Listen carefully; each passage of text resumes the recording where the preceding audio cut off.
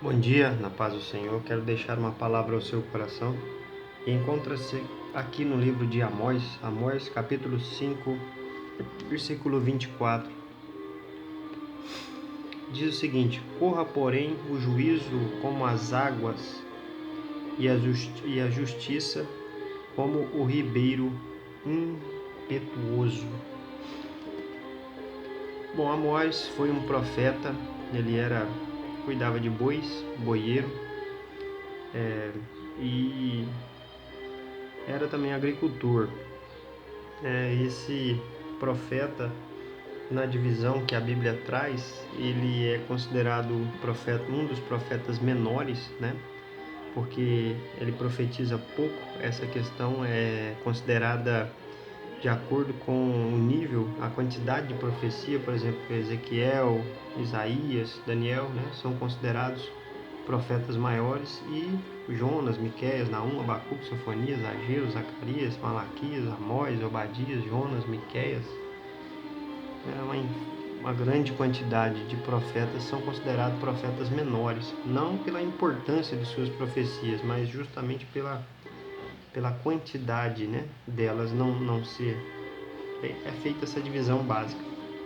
Bom, Amós simboliza alguém que não tem credencial, alguém desconhecido, porque ele profetiza para Israel num período em que Israel, né, já havia acontecido a divisão entre, porque se nós observarmos a história, a monarquia ela inicia-se com Saul, quando ele é proclamado rei, né, quando Samuel unge Saul como rei, ali inicia a monarquia.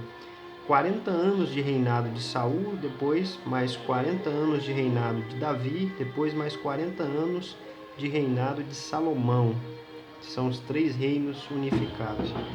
Com o filho de Salomão, chamado Roboão, há uma divisão ali. Quando Roboão assume o reinado, né, o povo estava extremamente cansado, porque Salomão, no fim da sua vida, ele estava oprimindo muito o povo de Israel. E ele toma conselho com os anciãos que conviveram com Salomão e com os jovens da idade dele, né? E ele decide dizer, né, para o povo que ele seria mais duro que o próprio pai.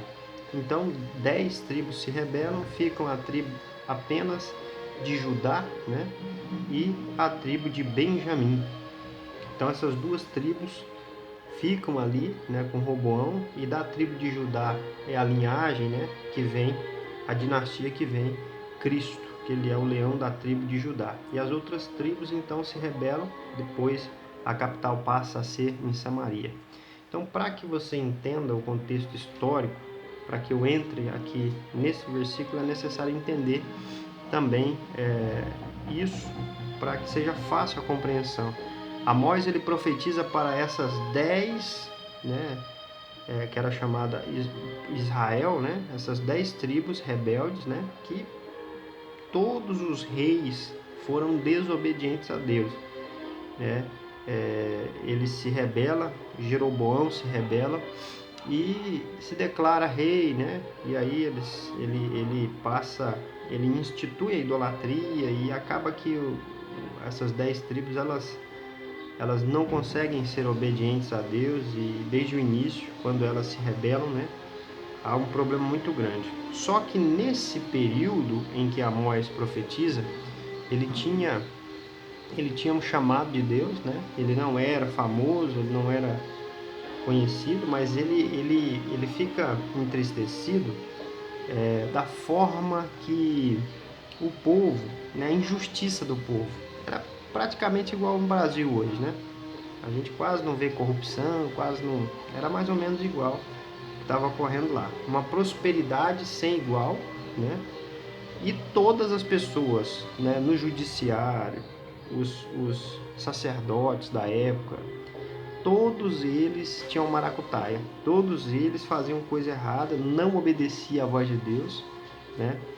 Então, Deus dá uma palavra de juízo, tanto para as nações que estavam ao redor de Israel, até a própria Judá, né? E para o próprio Israel. Então, 30 anos depois dessa profecia, Deus permite que os assírios, né, dominem os israelitas. Então eles foram dominados, e aí lá em Samaria, né, tem essa briga com judeus e samaritanos. Por quê? Porque os assírios, eles se misturam com os samaritanos, com as 10 tribos, e ali a descendência, né, é meio que misturada. É por isso que os judeus não se batiam de maneira nenhuma com os samaritanos, porque eles, judeus e os benjamitas, né, se consideravam puros, verdadeiros, né, israelitas, o povo de Deus. Então sempre houve essa dissensão. Quando Amós profetiza isso aqui, 2 anos depois acontece um grande terremoto, né, que é parte também dessa punição de Deus em consequência dessa desobediência. Então aparentemente estava tudo bem, só que o povo não obedecia a Deus, né, até porque esse reino, o reino de Israel, depois dessa divisão, dessa divisão das 10 tribos ali, eles nunca conseguiram obedecer a Deus. Então era uma situação muito complicada para o próprio povo. Apesar de uma aparente tranquilidade, Deus estava totalmente irritado, e Deus iria trazer juízo, e trouxe, né, de forma dura, drástica, permitindo que o povo dele fosse escravizado, fosse morto, e até a própria Jerusalém depois, que é de Judá, foi destruída, né? Nós vimos, e é fácil a gente entender esse processo,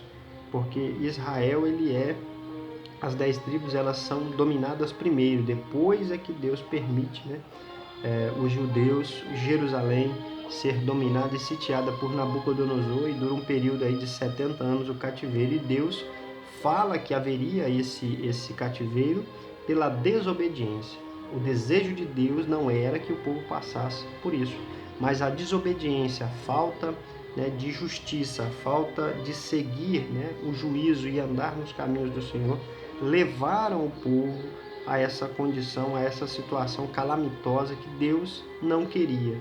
Assim como Deus não queria que o povo de Israel estivesse 40 anos perambulando no deserto. Foi a falta de fé, foi a falta de confiança em Deus que fez com que Deus não permitisse que aquela geração entrasse na terra prometida.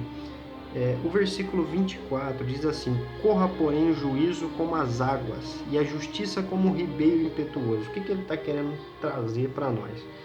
Porque o importante ali era que eles agissem de forma justa, né? Corra, porém, o juízo como as águas, né? É coisa correta, é o juízo. Olha, haja em conformidade com a palavra. Era isso que ele estava dizendo. Arrependam-se. Até porque quando ele vai pregar em Betel, ele é expulso. E aí ele escreve, né, e manda para Jeroboão II, que era o rei de Israel nesse período. Então ele recebe essa carta, né, esse livro, como uma forma de profecia. Interessante que Amós era